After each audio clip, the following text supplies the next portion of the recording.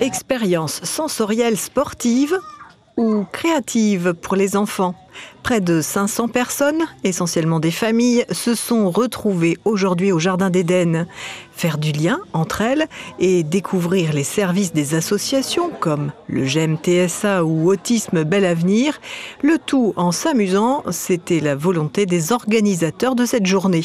Le Rotary Club de Bourbon s'est associé au Centre de ressources autisme pour proposer stands et animations.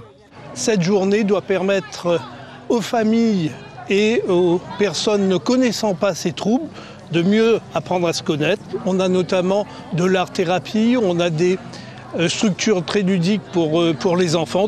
On a des stands ludiques pour accueillir les enfants, les amuser, les distraire, passer un moment de détente et des stands bien-être pour les parents, parce que c'est aussi leur journée pour se détendre, se relaxer. J'ai un fils qui a un trouble du comportement, il est hyperactif. Et donc ça me tenait à cœur de participer à ce mois de l'autisme et des troubles du neurodéveloppement. Oui, je suis autiste. Là, je travaille, je suis en espace vert. Ça te plaît? Oui, ça me plaît. Lucas, qu'est-ce qui est le plus difficile quand on est autiste? Problème de compréhension.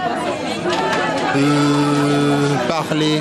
Il manque encore un peu de sensibilisation, mais le public commence à être informé, mais il faut continuer à faire de la sensibilisation. Aujourd'hui, je suis intégrée, je travaille en tant qu'assistante déléguée régionale Océan Indien pour la charte Romain Jacob, qui est un travail qui me fait du bien.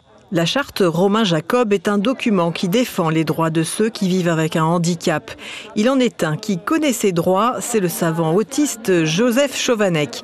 Il a animé une conférence ce matin, tentant de répondre aux préoccupations des parents qui se demandent ce que vont devenir leurs enfants autistes.